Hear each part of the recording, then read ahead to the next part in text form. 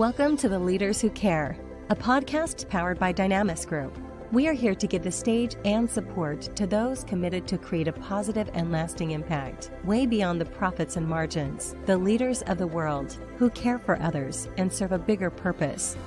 Join us on the journey of creating a better, more caring world. And now to your host, Marian Temelkov.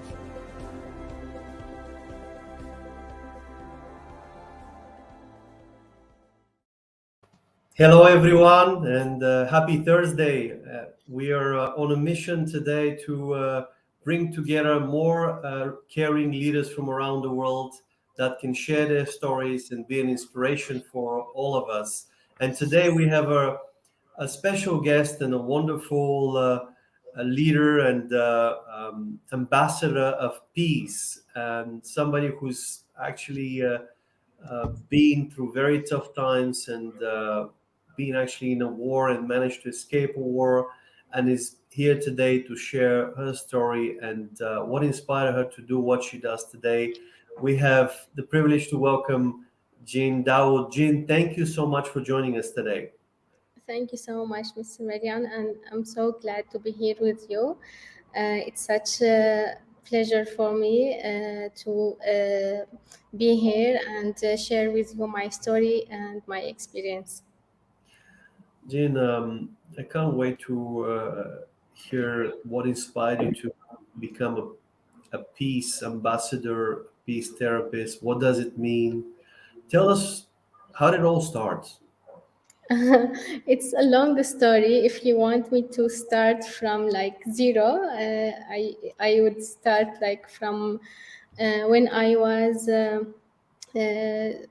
just starting to go to from middle school to high school in Syria, and that's when the war started, and I was like 14, 15 years old, and it was like we could not imagine or believe like this war would be a real thing. We were like always, all the time waiting, this will end today, this will end tomorrow, and this will end next week, because it was like unbelievable thing for us. And we just, my father take the decision of getting out of our home when the bomb from like the aeroplanes started to bomb, but after they targeted our home, after like ISIS just started to take place in our neighbor's home, because they get out of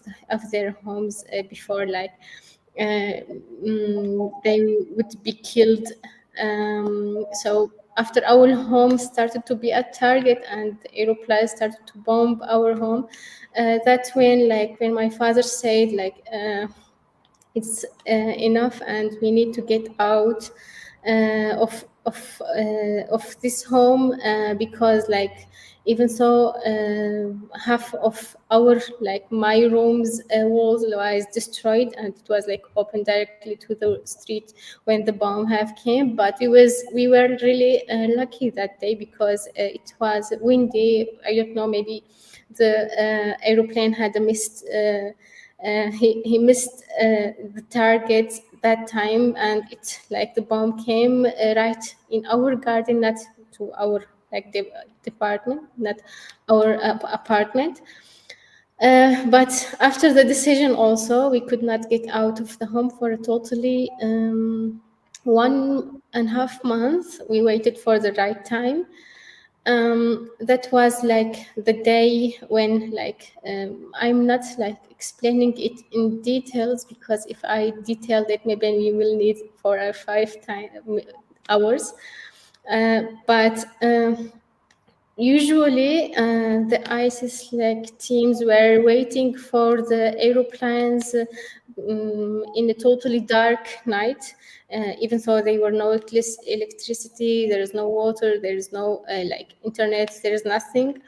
Even so, like when I have touched my phone's screen, it's that dark. They even realized that there is someone in that home which is trying to open a light, and they like shooted our home and said, you need to make that light off, because they were waiting for the aeroplanes in the totally dark night, because if the aeroplane has came, they will see the lights of it, so they will be ready to know where they should shoot. But one day at 4 a.m. The aeroplane came, and the ISIS was not prepared. It was a surprise for them, and they started to run and find their guns, and their there was even big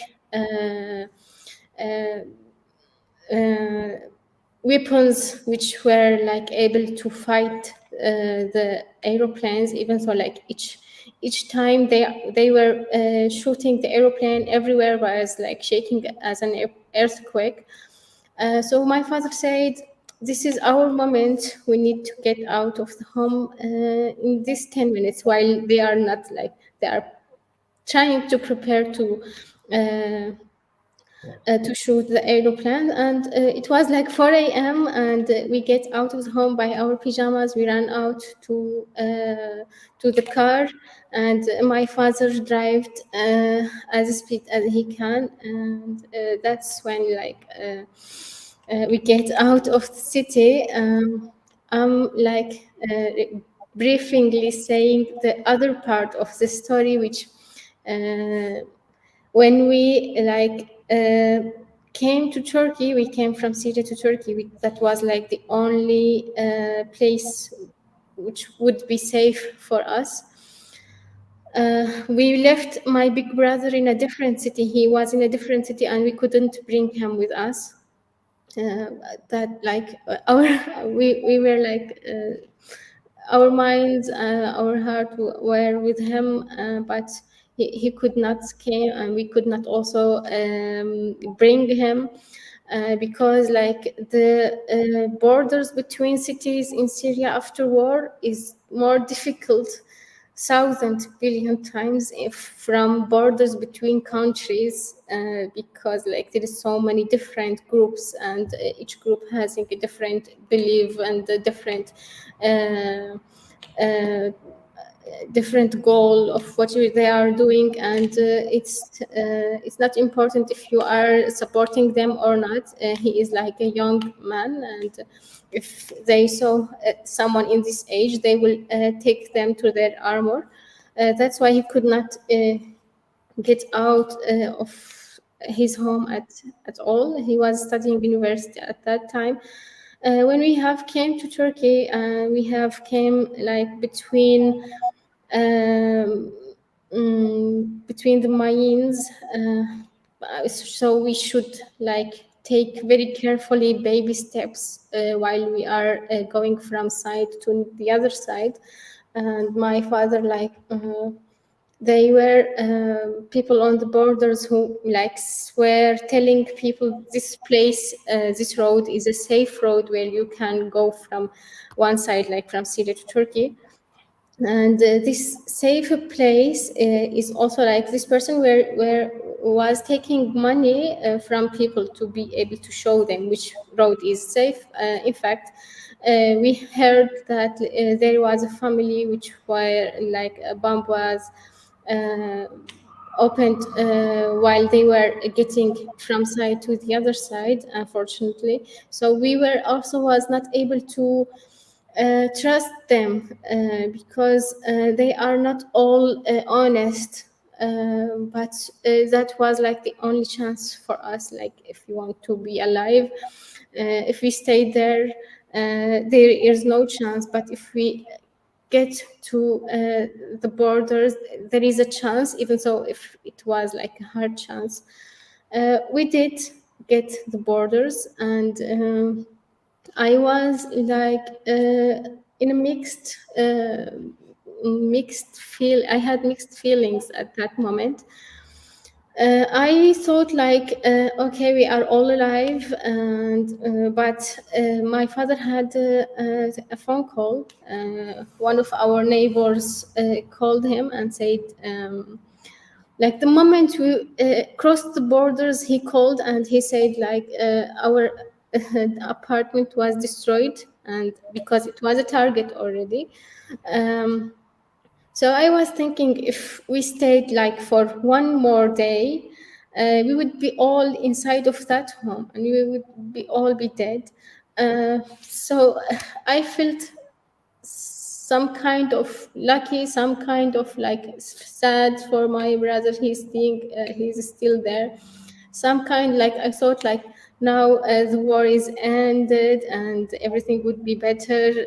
But I didn't realize that the war has ended from outside, but it has just begun inside of me, and that was where I started to have some psychological problems from the things from the war that I have. So because there were a lot of like non-humanitarian things going on there.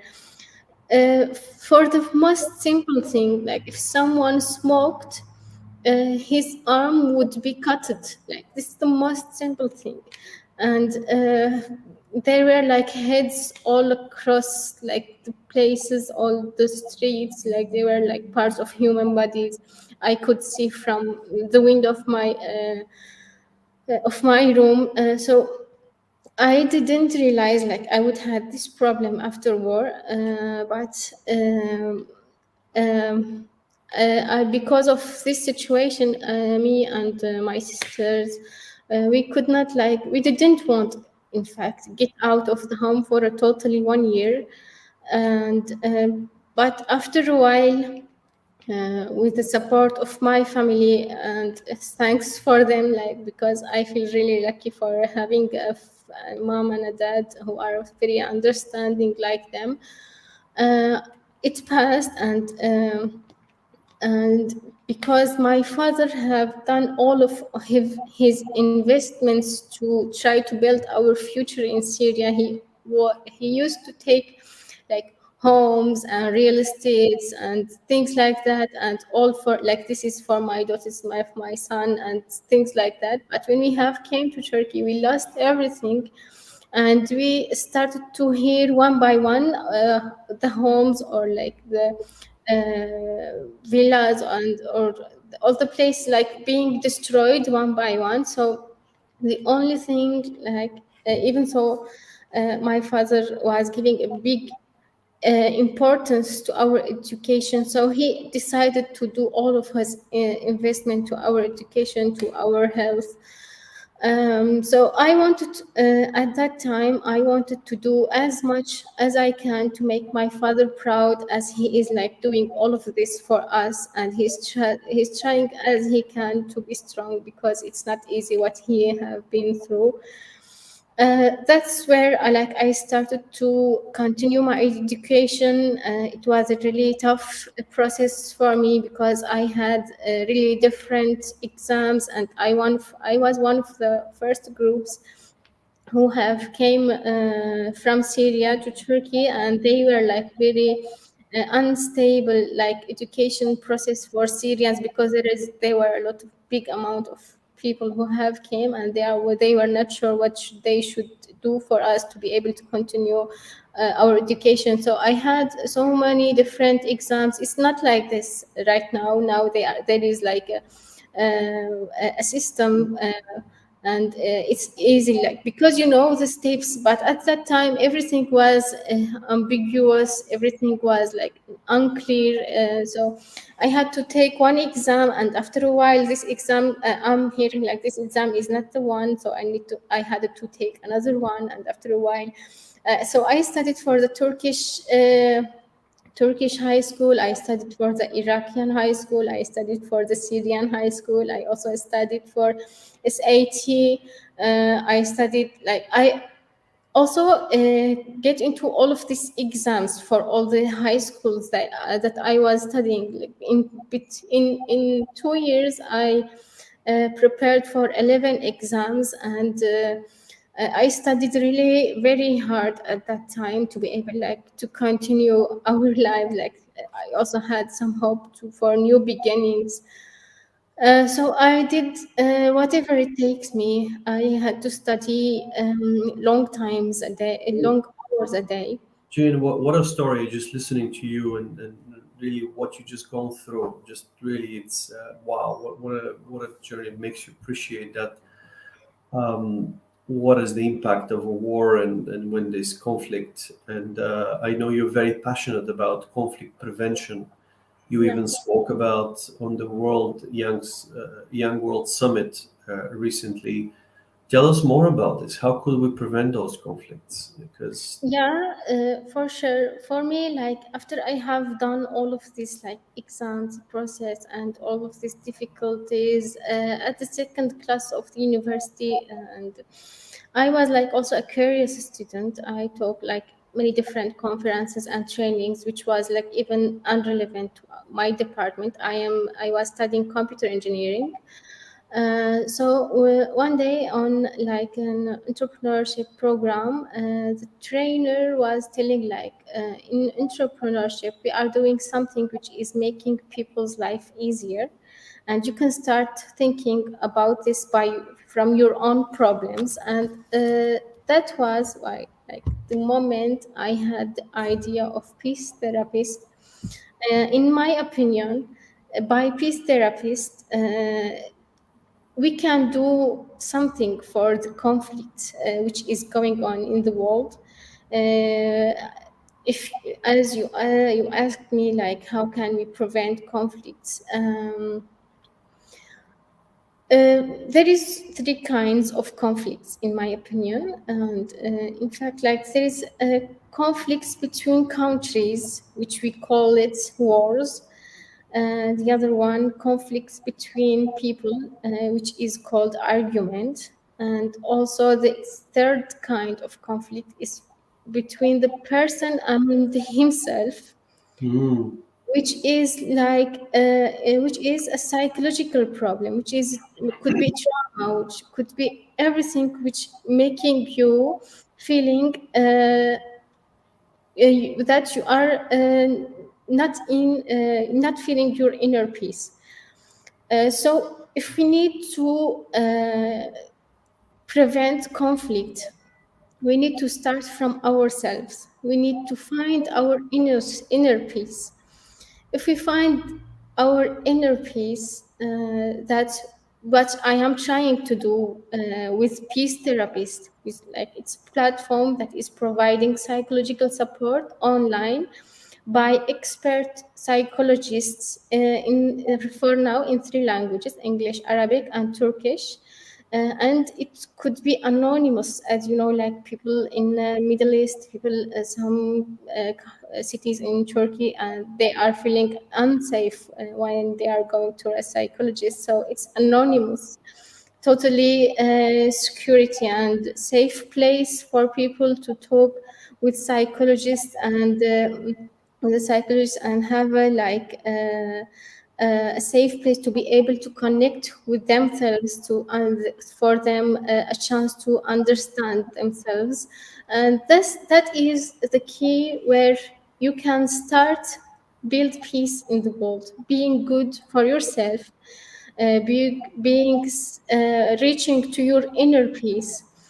If you are good with yourself, you are good with the most close people in your life, which could be your relatives, your mom, your dad, your family, your friends. Uh, if you are building this with your nearest people, and everyone is doing this with himself and with the nearest community in between themselves, we are also being a peaceful community.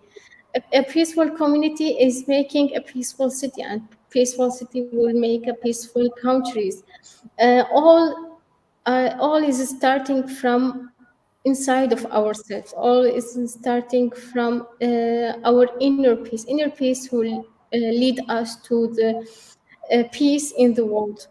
Jane, this is such a wise thing what you just lay out. It's one of the wisest, really, I've heard in many years.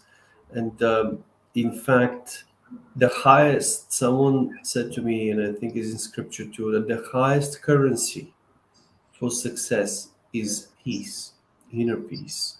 Yeah. So that inner peace, but the challenge is we live in a world that it's probably we have the best opportunities ever to develop and grow. Of course, we have conflicts as well, and those conflicts are happening often because several groups of people may not have that inner peace or may have a misunderstanding, communication challenges, and they cannot be overcome. So that's what you just laid out is fantastic, but it's not easy to find inner peace. What is your advice? How do you find inner peace? Uh, in fact, that is why like I thought to build like peace therapist. Like taking psychological support is a way to find ourselves, to know ourselves better, to make a step to make which makes us closer to our inner peace. Other thing we can do like doing some exercise, getting out of all of the negative feelings and negative thoughts that we have. Surrounding ourselves with the people we love is also like a way which will make us closer for inner peace. But there's a lot of things that could make it easier, but it is all upon you. The person with himself should like think and make a connection with himself, trying to understand himself. Maybe someone can take like some notes to make it easier for himself, and should not forget what he is experiencing through something he like, what he is experiencing through something he don't like. That is what I am thinking about. Have you personally, you've gone through a lot of trauma and a lot of difficult moments. Have you found peace for yourself? I think like I am close to reach my inner peace. In fact, it is a process. It is a non-ending process, but there is a status where you can feel now I am feeling stable. I feel like I know myself better. I feel like I know which will make a positive effect, which will make a negative effect on me, on my psychology. Uh, because life is a thing that where you cannot expect what you will experience. So you have to like someone, the person have to uh, the more the person knows himself, the more he will pass the difficulties easier. You know, I'm very interested in that topic, and I'm also searching myself a lot of those answers. And the highest authority, the only one and the only way I found peace was through God. For me personally, you know, that's what I discovered. And when I listened to the scripture, when I listened to this advice and that care, you know, of what Jesus did, for example, to give his life waters is it's just for me one of the greatest care, and that personally has been the thing that has given me a lot of peace and in difficult moments and times. But it's really a journey, and you got to go and discover and find out all the different things and study, see what other people do, what gives them that inner peace as well. But you onto something very special, Jane, and you just made us such a. How would we have peace in the world if we don't have peace with ourselves? It Yeah. starts with us, and I think this is really something I really appreciate and honor what you do. You, as a young leader, how do you balance everything that's going on in your life, and what is your advice for the Gen Z generation, how and the young leaders of tomorrow? In fact, there is an answer, like we can hear it from a lot of people, like organizing time. But for me, it's not only organizing our time. It's not only time management. We should have the ability to do our emotional management. We need to make our emotional intelligence in a really high state, which there is a lot of ways where we can like develop our emotional intelligence. That is like the real most important thing, in my opinion, for someone who is like maybe busy, someone who have goals, someone who want to make a change in the world, someone even so like could be finding the peace for himself. It is like the biggest thing, in fact. Finding like a solution for him or her family, whatever it is, like the thing that we are trying to make it better. We need like to find the real way by our like emotional management. If we managed our emotions, if we managed our thoughts, if we managed everything that is going on, that is like the way where would we be closer for what we want to do. Like everything matters. Every thought you are thinking about matters. Thinking positively really affects in a big way, in a positive way, the things that we want to do in our life. But also we should have the ability of letting go. There is like, if we accept or not, some things in our lives that we could not change. Maybe it's from the past, maybe it's from the future, maybe it's like have been like this all the time. But there is things in life also that would not be able to change. So even so, we should have like the develop our like ability of letting go of things that don't have the opportunity to change. Thank you. It's a lot of great advice here. Indeed, it's and hopefully there's some more detailed advice on the app and the peace therapy therapist. Is there like a guides or any best practices there, or how could they find out more if they want to? In fact, we are doing some posts on our Instagram, LinkedIn, or on Facebook, and on social media on small tips, life-changing small tips. It's sometimes like changing your routine in life, like, because how you see yourself in the future is how you are living right now. Tell me about your routine, everyday daily routine today. I will know your 5 years later from now. So it's really important what we are doing right now, what everything, like from the smallest behavior to the biggest one, everything matters. We are like posting positive things like this on Instagram. It's Peace Therapist, as it's the website of it, peacetherapist.com. Excellent. You involved in supporting women with entrepreneurship with so many inspiring comments. How do you take care of yourself nowadays? In fact, this is a good question. As I have said until now, everything that I have said, I'm also applicating it in my life. I'm paying attention for every behavior, for everything I think about, for every like moment that I spent. I'm trying to spend my time wisely. but there is also like a fact like this.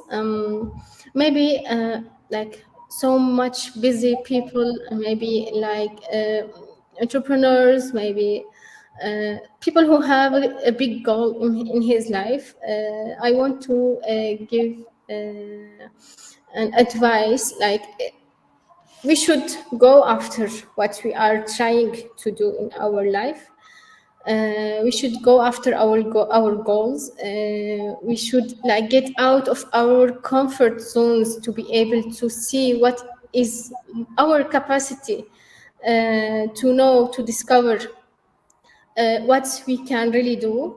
But we should not forget to have a safe place, to have a safe connection with yourself, where like if your soul is telling you to do something, sometimes you need to listen to yourself.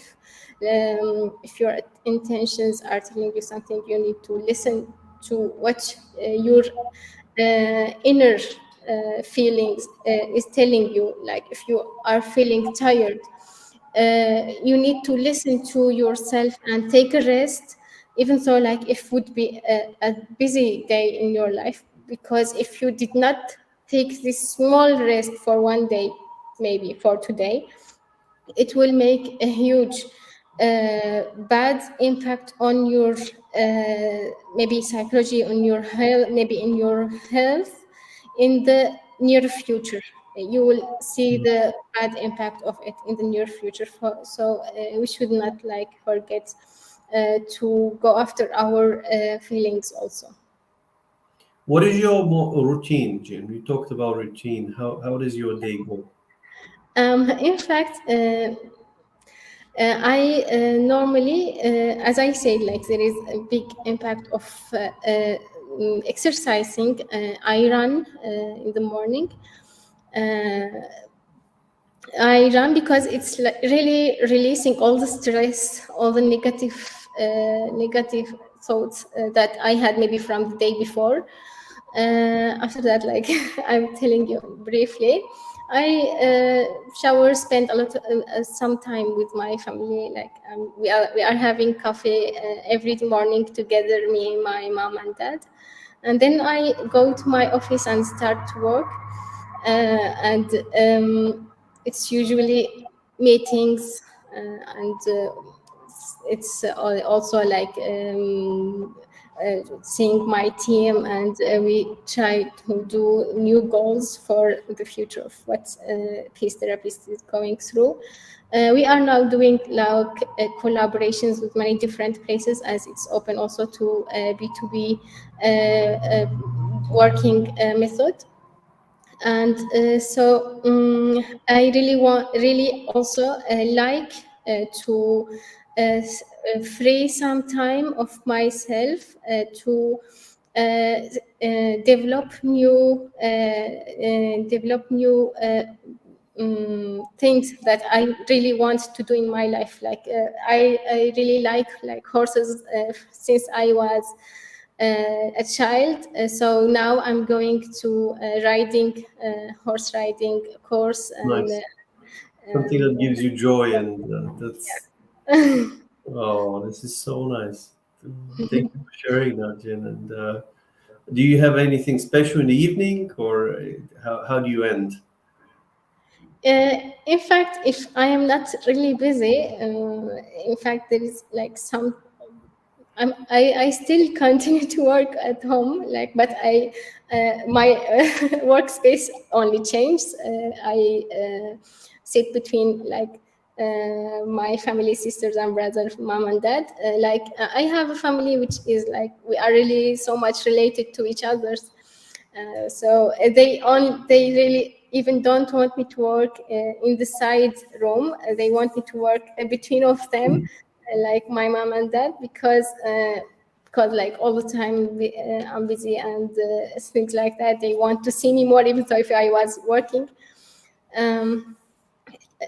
On the other hand, like sometimes there is some films and some books like I'm curious about. I'm reading. Well, final question, Jen. What are your hopes and wishes for the future? I if there's no limit, what sets your heart on fire to see in the world for more caring, more peaceful world? Yeah, I think like you were so much close to the answer from the question.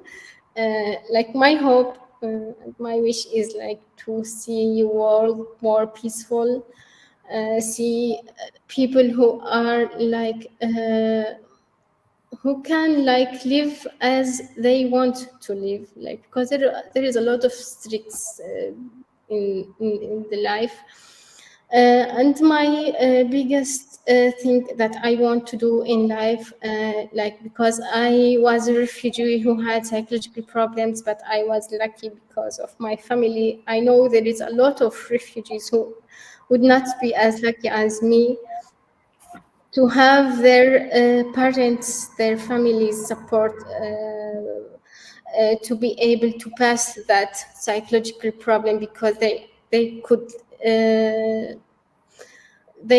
like lost them in the war.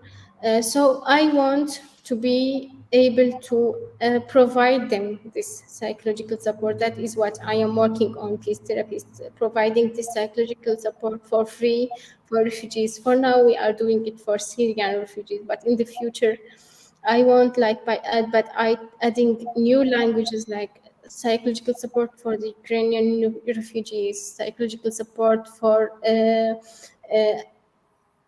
all the refugees around the world. That is like my biggest goal that I am working on right now. Jin, thank you so much for taking the time. Really appreciate what you do for the world. Keep growing and spreading this. And this advice is you share really valuable, and really want to see more people like you. And my wish for the world is to be to live in a peaceful world. Where there is no single war. So that would be Yes. super nice, and sustain that in a natural way. But that's a lot of work, and obviously what you do is really helps. So thank you once again, and blessings to you Thank and you. your work and your family. Thank you so much for your nice words. Thank you so much for your kind invitation.